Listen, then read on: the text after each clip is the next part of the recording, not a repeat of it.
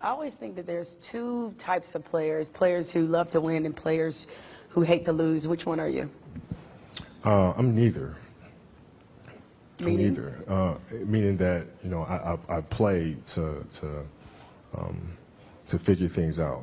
I play to learn something, right? Because I think if you play with a fear of failure, or you play with the will to win, or that supersedes the fear of failure, I think it's a weakness either way, right? Because if you play with the fear of failing, you'll have the pressure on yourself to play, you know, to capitulate to that fear. If you play with the sense of I want to win, then you have the fear of what happens if you don't.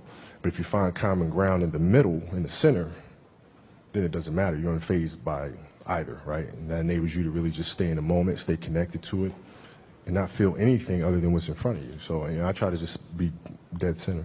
So a lot of people in general are afraid of failure. How did you become one of those people who doesn't seem to be afraid of failing? It doesn't exist. It's not existent. What the hell does that mean? Seriously, what does failure mean? It's not. It doesn't exist. It's a figment of your imagination. What does it mean? You're pulling a Jedi mind trick on me I'm right now. I was serious. like, does it exist? No, I'm serious. Look, I'm trying to think, like, how can I explain it? So, let's use happy endings, right? And then we can relate this to failure and why it's not existent. Like, you know, everybody talks about, like, everybody wants a happy ending, right? Now let's go to the reality of it, right? Let's look at a fairy tale story. Let's look at Snow White. Mm-hmm. She gets a happy ending. She finds Prince, or whatever. She goes on. She lives happily ever after. Well, I call bullshit on that, because 2 months later, the fact is they had an argument and he's sleeping on the couch. Right? So the point is, the story continues. The story continues. So if you fail on Monday, the only way it's a failure on Monday is if you decide to not progress from that. Right? So to me, that's why failure is not existent. Because, you know, if I fail today, okay, I'm going to learn something from that failure, and I'm going to try again on Tuesday. And I fail, and I'm going to try again on Wednesday. So it doesn't exist. You know what?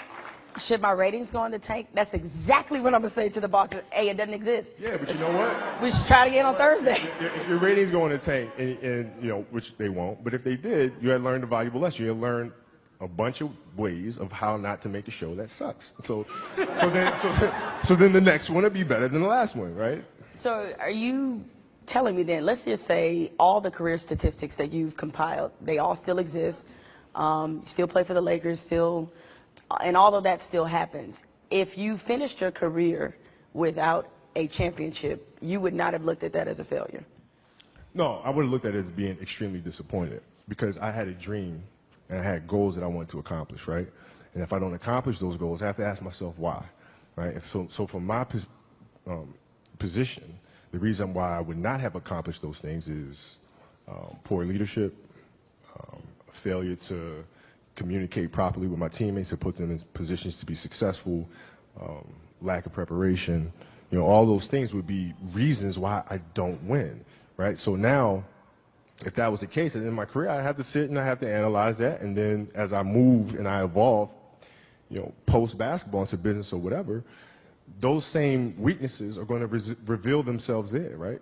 So if I don't learn from that, I'm going to struggle here too, right? So I can take those situations and learn from those and have them, you know, make me a better person later in life. But if I don't take that stuff and apply that someplace else, then that's failing, which to me is the worst possible thing you could ever have, is to stop.